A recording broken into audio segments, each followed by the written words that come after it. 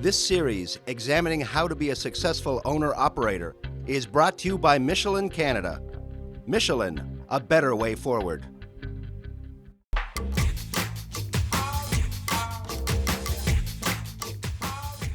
So Ray, when it comes time to find a carrier to go working for, there's no shortage of ads that are out there on any given month. A lot of them look the same. How do you begin your search for a carrier that's going to be conducive to having a successful business as an owner-operator?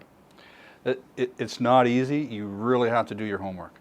A lot of company drivers who choose to become owner-operators start as an owner-operator at the fleet they were just at. And typically they'll have an owner-operator fleet, but and that's not to say that that's the right way to go either. You know, it's a real Rubik's Cube when you start comparing pay packages, so you really got to do your homework. And you know, you should have a spreadsheet out of what each carrier's gross revenue is. You should have what the carrier pays for, because they'll all pay for different things, and there'll all be things that they don't pay for. So you really have to filter through all this information to find out what the number looks at the bottom of the page. So example of that, you know, one carrier might pay or advertise another 10 cents a mile compared to, say, carrier A compared to carrier B.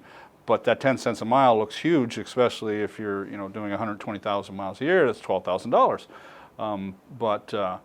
What it doesn't say, once you investigate a little bit further, you may find out that that carrier doesn't pay for the base plates. That carrier doesn't pay for insurance when they do, but they charge you for the insurance, and the other carrier doesn't.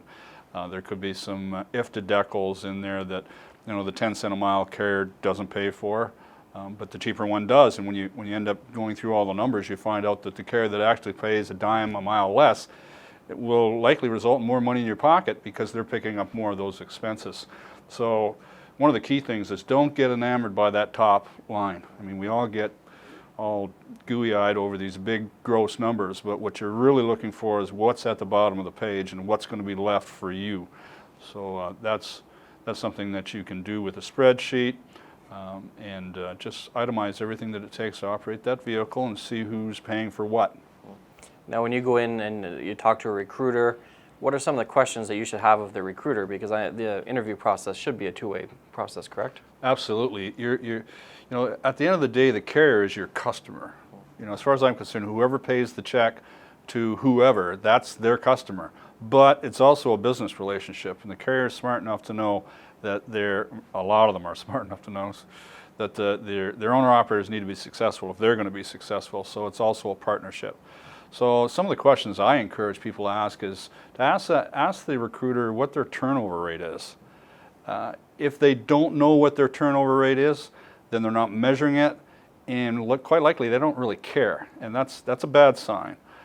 So you want to know what that turnover rate is. They should be able to show you numbers, average revenue, and I'm not talking about disclosing any confidentiality. They can cover the owner's names or the truck numbers or whatever, but they should be able to tell you what average revenue is of those trucks. They should be able to tell you what the average miles of a particular board that you might want to go on, so that you can figure out yourself what you might net off.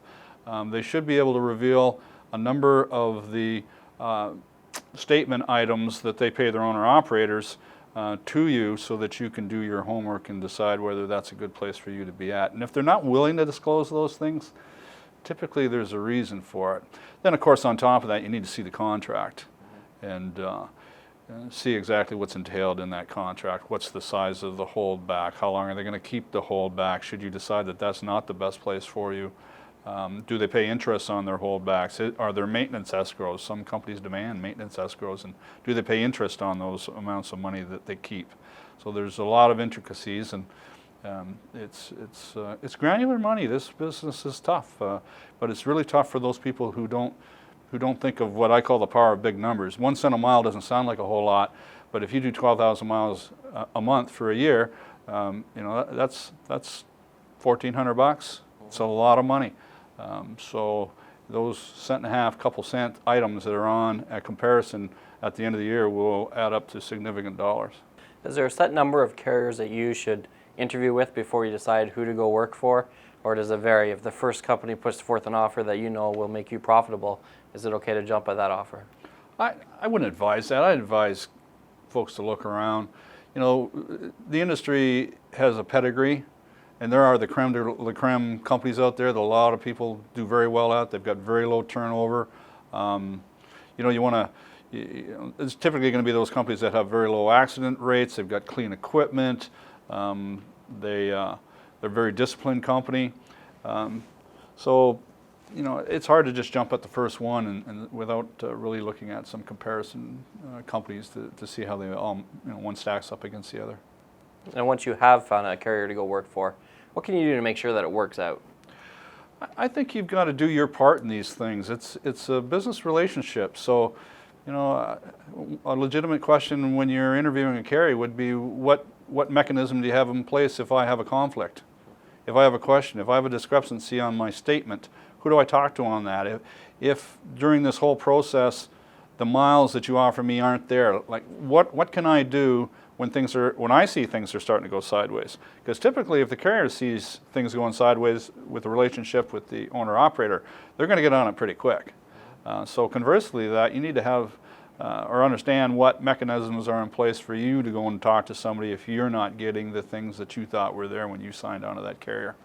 And we've touched on this before, but I think it bears repeating. How much does it cost to switch from one carrier to another? Why is that something that should not be taken lightly if you do have a disagreement with someone and you find yourself a little upset that particular day? It's just not good business practice. In my previous life, when I was running a motor carrier, we would never hire anybody that had 2 jobs in 12 months. We just knew they were financially weak, and we knew if anything was to happen in a short time frame with our company, they'd probably be asking us for money, so we wouldn't do it. You know, if you were to leave a carrier for 2 cents a mile, here's the numbers, and you did 120,000 miles a year, that's $2,400. So $2,400, is that worth changing a carrier? It might sound attractive to some people, but you've got to, here's the process. You have to de-identify your truck from the old carrier. You typically might have to take off some equipment that might be specific to that job application. You're going to have to get a new safety on that vehicle. That new carrier is going to interview you, they're going to road test you, they're going to drug test you, they're going to put you through some hoops that are going to take some time. You know, that time is typically anywhere from a week and a half to 2 weeks. So if you think about the gross revenue that's involved in that, that could be $6,000 to $8,000 in gross revenue. You know, that is gross revenue, so you don't have the variable costs in there, so you don't have your fuel in there, and you don't have some maintenance costs, but you still have that truck payment in there, and you still have your personal obligations. So even if you cut that in half, let's cut it in half and say that the true cost of that is $3,000 to $4,000. Well, you just made a $2,400 move. So you're $1,600 in the debt. You've interrupted your cash flow significantly. So you do that a couple times in a year, and you're probably, you know, very, very weak financially, or you could be done. So you got to make good decisions. So say we found the perfect company to go work for. Can we go truck shopping yet? Yeah, now's a good time to go truck shopping. Yeah, you bet. Okay, well, we'll cover that in the next segment.